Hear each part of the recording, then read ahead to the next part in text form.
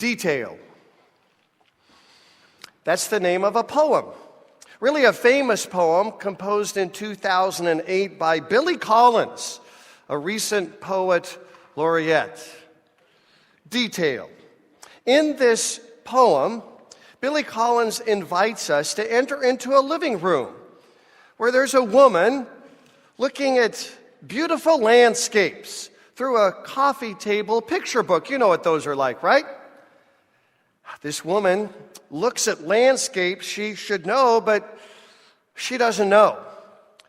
And then she comes upon one landscape and sees a cloud and points to the cloud and says, "This one is my favorite."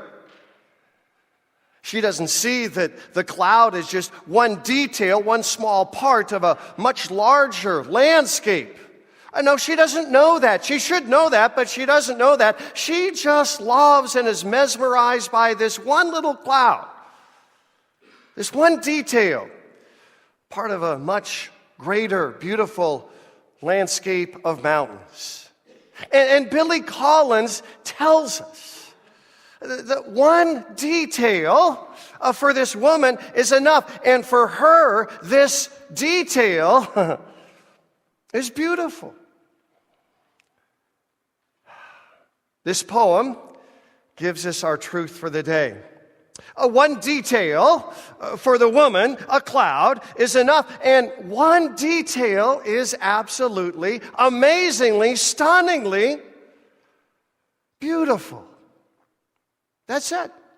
That's my sermon today in a nutshell. This is how we're going to navigate Job chapter 14 today. One detail is enough, and it is beautiful. Hold on to that idea, because that will help you as we go through Job chapter 14. Hold on to that idea, because this idea will give you hope and transformation this morning, and I dare say, forevermore. Many of you know the story of Job by now. We've been looking at Job now for a better part of a month. The whole narrative begins with Job, a godly man who fears God and turns away from evil. He's also a very prosperous and successful businessman, right? But one day in chapter 1, Satan comes crawling along, slithering like a sly serpent, and accuses Job before God. As Satan says, the only reason Job is so good, God, is because you've placed a hedge around him. You are giving him all of these awesome gifts. Satan says, and Satan bets the farm on this, doesn't he? God, if you remove the gifts from Job, God, Job will curse you. Take away the gifts, Job will forsake the giver. And you know what God says to this? He says to Satan, "You're on. Have at it." So Satan takes his best shot, doesn't he? Oh, my. First, Job loses all his wealth, estimated in today's currency to be $45 million. He loses it all. And then, as we know, he lost his 10 children in a storm. And then in chapter 2 of Job, Job loses his health. At the end of chapter 2, Job is sitting in ashes, scraping himself with a piece of broken pottery. Job looks at the landscape of his life, and all he sees is pain and loss and unending sorrow. That's where we pick it up now in Job chapter 14. In Job chapter 14, he begins with these words: "Man born of woman is of few days and full of trouble. He springs up like a flower and withers away." Now, this word flower is, of course, highlighted for us because it gives us an important interpretive clue to Job chapter 14. That is to say, Job is going to use the world of creation, mountains and streams and soil and rock and flowers, to describe his life. He's going to use creation to describe his crisis. Very important point in Job chapter 14. And so the first part of creation that Job uses is a flower. And Job says, my life is like that flower. That flower is wilting away, that flower is going down, and so am I. In chapter 14, verse 18, he moves to a mountain. From what is small to what is big, a mountain erodes and crumbles. Job says, that's like me. Man, I was like a mountain. I was a financial success. 10 children. $45 million. I'm a mountain, but now I'm eroding and crumbling. He goes on. Job 14:19. Water wears away stones. Torrents wash away the soil. Now he moves from wilting flowers to eroding, crumbling mountains to now stones and soil. They too have no hope. They're being beaten down day after day. What a hopeless looking landscape. How dark and depressing can you get? All Job sees would be wilting flowers and cut down mountains and stones and soil that really have no hope and no future. But then he sees something else. One small, seemingly insignificant detail in a much larger landscape. He sees a tree. A tree. Not mountains, not streams, not rivers, not flowers. A tree. And a tree is the game changer, isn't it? Job says, if a tree is cut down, it will sprout again. And its new shoots will not fail. It takes a perceptive eye to look at a huge landscape of death and there see new shoots. It's one small little detail, but this detail for Job is enough. And for Job, for Job, this detail is absolutely and amazingly beautiful. That's why he says, also in Job chapter 14, verse 7, there's hope for a tree. See, there's hope for a tree, because when a tree is cut down like this and everything looks absolutely hopeless and decadent and dead, there's a detail. There's new shoots, and the new shoots point to new and living hope. So this is one of the greatest confessions in the book of Job. There is hope, you see, not for a mountain, not for a wilting flower, but there's hope for a tree, and the implication then is what? There's hope for me. There's hope for me. If there's hope for a tree, then there's hope. You see, when I'm cut down and laid waste, there's hope for me. That's why Job can say two truths about being like a tree in chapter 14. See, a tree can overcome being cut down. Go ahead, cut it down to the roots. It can overcome all of that. Job knew what it was like to be cut down, chewed up, spit out. First, of course, by Satan, who comes along, as I said in chapters 1 and 2, and says that Job's faith is a farce. It's a fake. Job, you're a phony. And Satan is cutting him down. And then his wife comes along, you know, the curse God and die kind of wife, comes along in chapter 2, and that's exactly what she says. Job, curse God and die. She's cutting him down.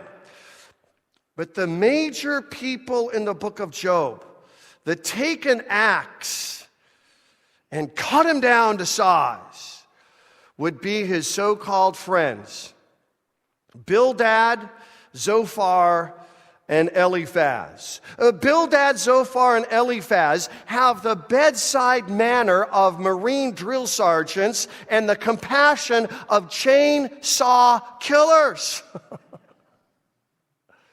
They look at everything that's so bad in Job's life. And they reason, well, God is good and God punishes those who are bad. So Job, if things are bad, then you must have been really, really super bad. No wonder Job calls them miserable comforters in chapter 16, verse 2. Job's legs ache. His stomach is churning. His eyes burn. He's had it with their hollow homilies.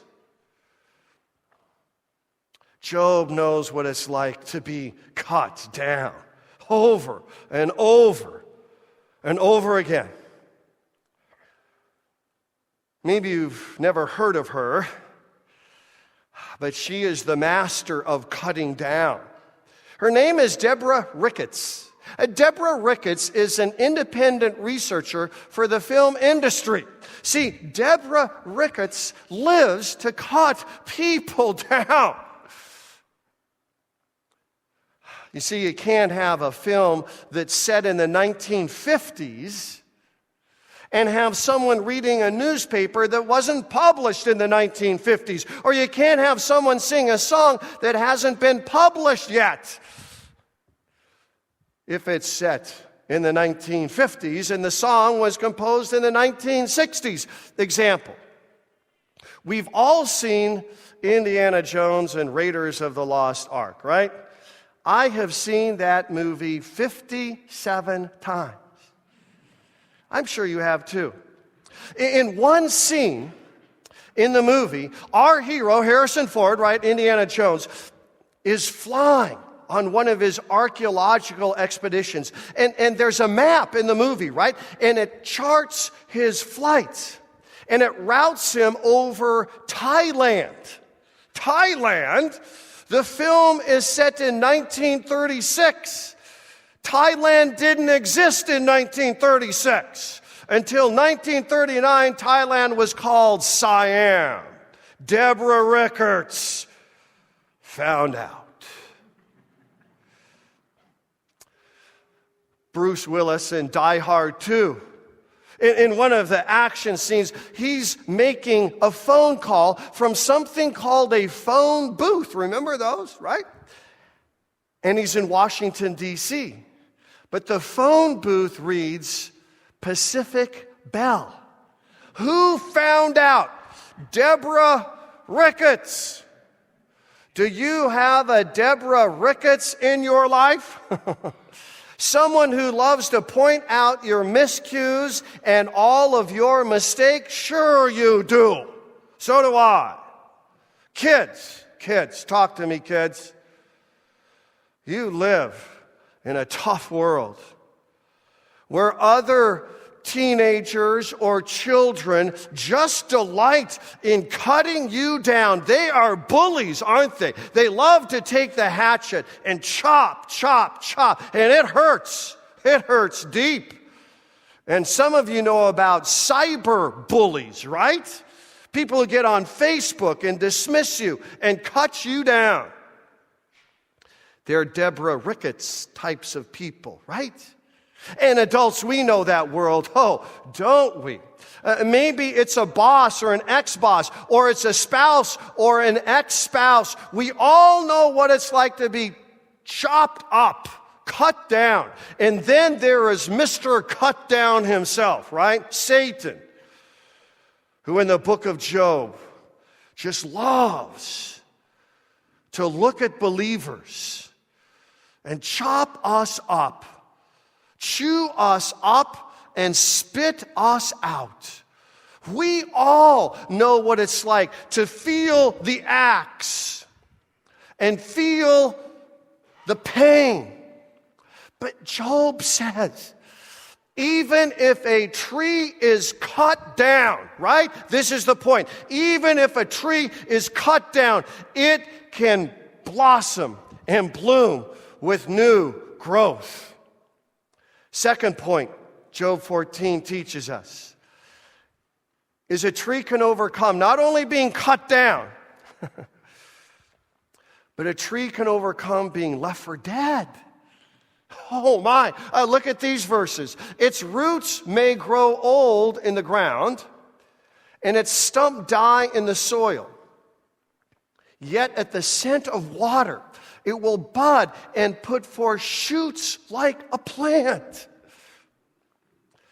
You ever felt dead? You ever felt like a zombie?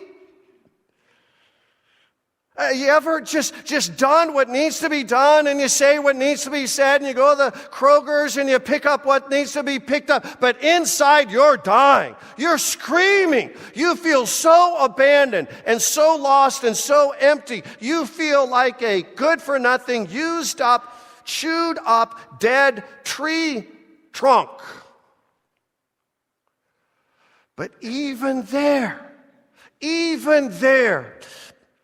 at the scent of new rain, at the scent of water, the tree, what? Will bud and put forth shoots like a plant.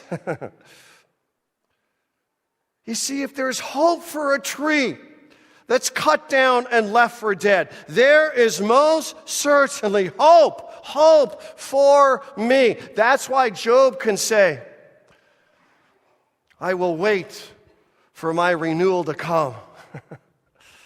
Isn't that awesome? I will wait for my renewal to come. Renewal and restoration are on their way. So for Job, one little detail in a landscape of death and destruction. One detail is enough. And for Job, this detail, the shoots in the midst of a dead tree, that detail, it is beautiful. It's absolutely, stunningly, amazingly beautiful. Otto Dix knows the power of one small, little, insignificant detail. Otto Dix served in World War I. You know that was called the war to end all wars.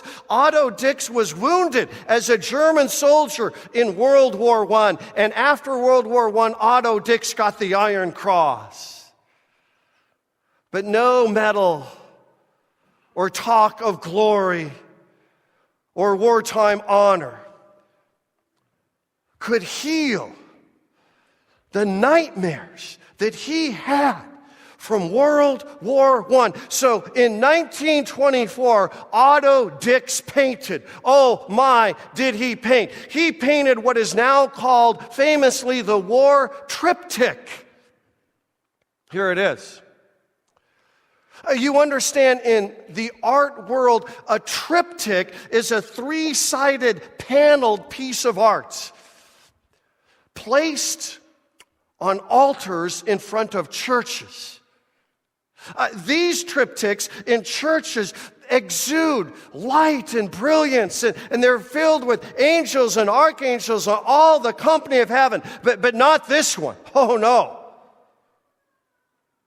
This one exudes darkness and death. There in the middle of this war triptych, all we can see is darkness and dead bodies, and there's only one person who's alive. Can you see him? Right there. He's only alive because he has a gas mask on, so he won't breathe the poisoned air. But into this landscape, are you with me here? Into this landscape is one detail.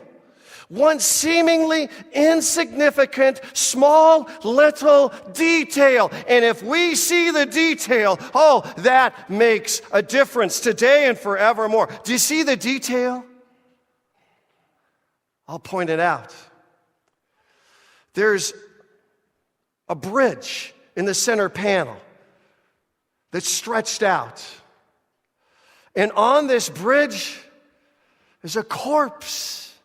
A corpse stretched out, and on the corpse is an arm stretched out, and on the arm is a hand stretched out, and on the hand stretched out is the small, little, seemingly insignificant detail. There it is. The bony finger. What's it pointing to? Do you see him? Do you see what the bony finger is pointing to in this landscape of death? There he is. There he is. Beaten, defeated, discarded, abandoned, crucified, dead, and buried. There is your Jesus. Otto Dix, a master artist. It's easy, though, isn't it? To look at all of this and you miss the little detail, and then you miss who? You miss Jesus. This happens to me all the time.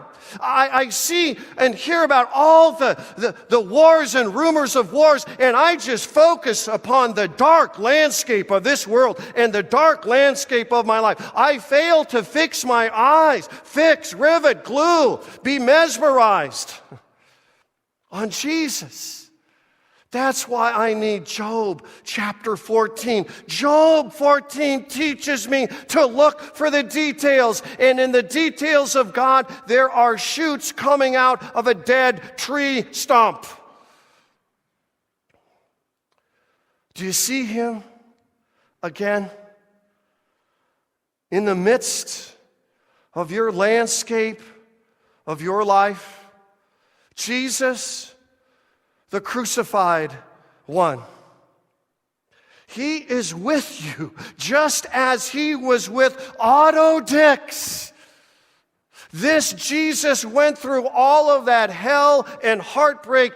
You know why, right? For you. He loves you. He forgives you.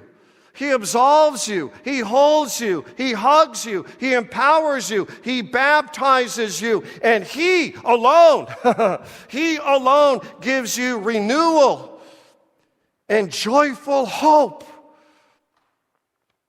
How can I be so sure? Because new life comes out of what is long thought to be dead. The crucified one, he's risen. There was an empty tomb, and there's a written record, and there are eyewitnesses, and I know that my Redeemer lives.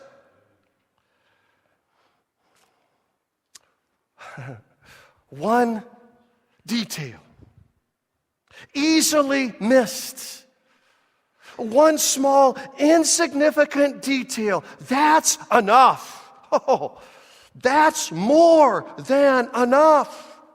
And for us, on this day, it's absolutely beautiful. Amen.